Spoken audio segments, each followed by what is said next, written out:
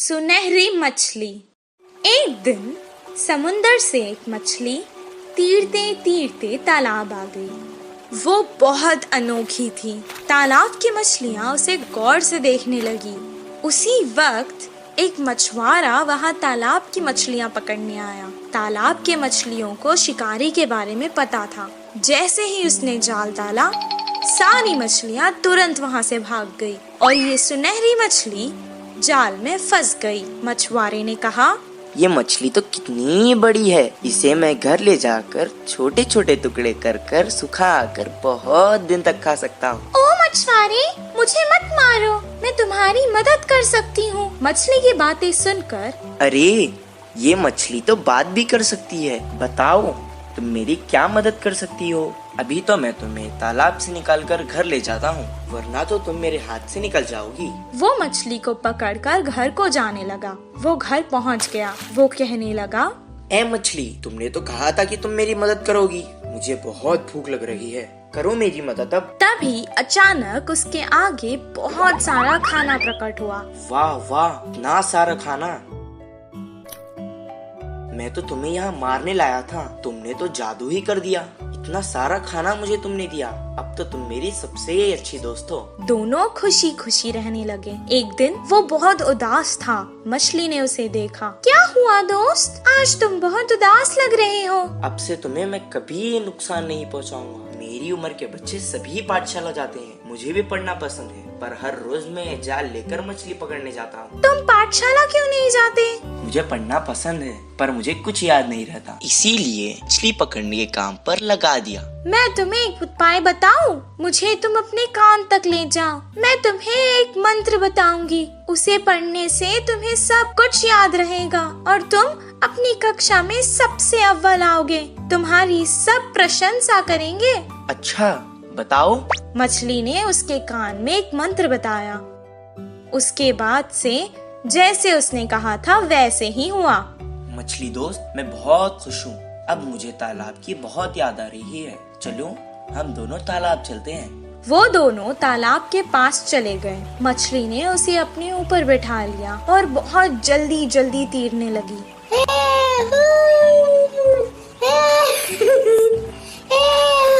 और उसने सारे तालाब की सैर करवाई उसे। सबको देखकर वो बहुत खुश हुआ। जब उसका मन भर गया, वो वापस घर जाने लगा। मछली ने कहा, दोस्त, तुम अकेले ही क्यों जा रहे हो? मुझे भी अपने साथ ले जाओ। मैं जितना खुश पाठशाला में होता हूँ, आज मैंने देख लिया कि तुम उतना ही खुश तालाब में होती हो। मैं तुम्हें तुम्हारी खुशी से दूर नहीं कर सकता, इसीलिए मैं तुम्हें यहाँ छोड़कर जा रहा हूँ। मैं वापस जरूर आऊँगा दोस्त। इस कहानी से हमें ये शिक्षा मिलती है कि जिस काम में हमें खुशी मिलती है वही काम करना चाहिए और जहाँ रहने में खुशी होती है वही रहना चाहिए। कौवे की चालाकी।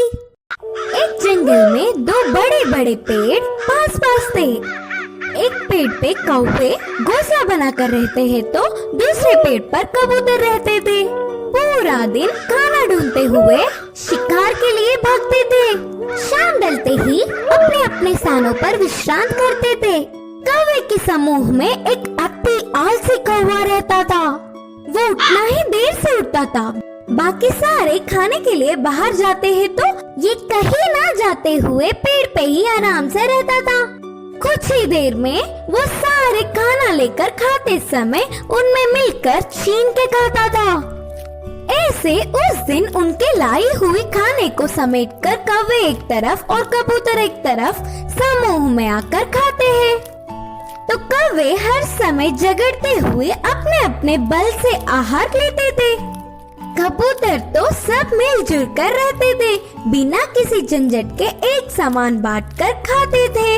उन कबूतरों की एकता देख आलसी कौवे ने सोचा कि आहा, उन कबूतरों को तो देखो कितने अच्छे हैं और हमारे देखो कैसे हैं।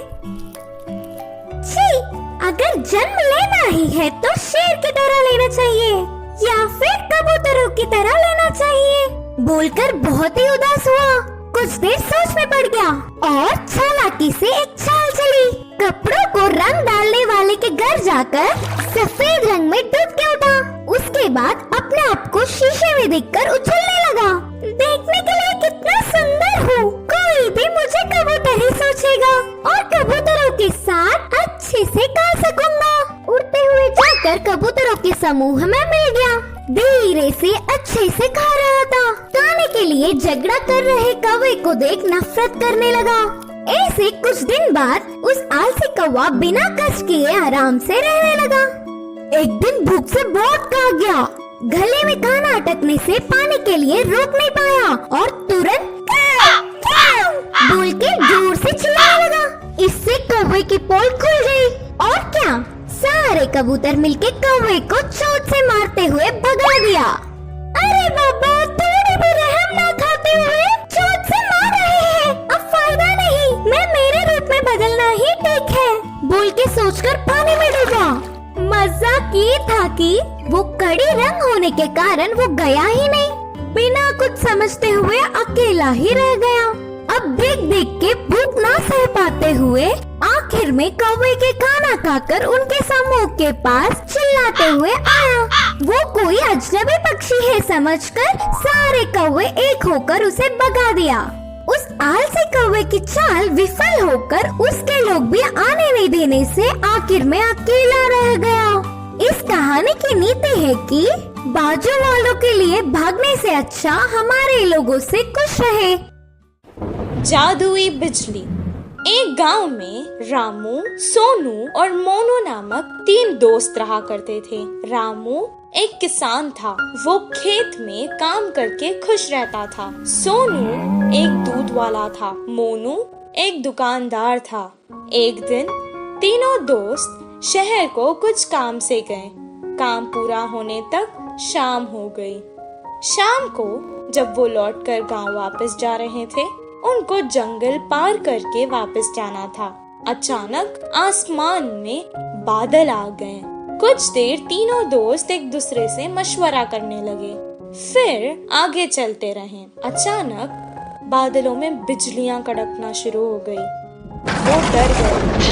सोनू ने कहा, बाप रे, बिजली को देख रहे हो? लगता है आज तो हम जंगल में ही फंस जाएंगे। हाँ हाँ, सही कहा तुमने। आज तो ऐसे ही लगता है। बहुत रात हो चुकी है, अब हमें आगे नहीं जाना चाहिए। हम जंगल के बीचों बीच है। अब अगर हम आगे जाएंगे तो भी खतरा है, पीछे जाएंगे तो भी खतरा है। इससे बेहतर है हम आगे चले जाएं। इतना कहकर वो बैलगाड़ी आगे चलाने लगा। थोड़ी दूर जाते ही जोरों की बारिश शुरू हो गई। जंगल में बहुत ज्यादा अंधेरा था और ऊपर से तेज बारिश और बिजलियां कड़क रही थी। ये सब देखकर वो डरने लगे। अचानक उनकी बैलगाड़ी के सामने एक बड़ा सा पत्थर आ गिरा। तीनों बैलगाड़ी से उतर गए और एक पेड़ के नीचे रुक गए। मैंने तो पहले ही कहा था वापस चले जाएंगे। सब देखो क्या हो गया। तुमने रामू की बात मानी ना, ऐसे ही होना था। पेड़ के नीचे खड़ के वो बारिश के कम होने का इंतजार करने लगे। आसमान से एक बहुत बड़ी बिजली उनके आगे खड़कने लगी। जंगल में बहुत ज्यादा अंधेरा था और ऊपर से तेज बारिश और बिजलियां भी कड़क रही थी। ये सब देखकर वो डरने लगी। उन्हें समझ आ गया था कि ये सब कुछ किसी दुर्घटना की ओर इशारा है। मुझे लगता है कि भगवान में से हम तीनों में किसी एक को सजा देना चाहता है। अब पता नहीं वो हम तीनों में से कौन है। ऐसा ना हो, मुझे लगता है भगवान हम में से किसी पापी को सजा देना चाहता है। अब पता नहीं वो हम तीनों में से कौन है। ऐसा ना हो किसी एक के कारण हम तीनों को सजा मिले। मैंने आज तक कोई पाप नहीं किया। मैं जाकर उस बिजली के आगे खड़ा हो जाता हूँ। अगर मैं पापी हूँ तो मुझे सजा मिलेगी।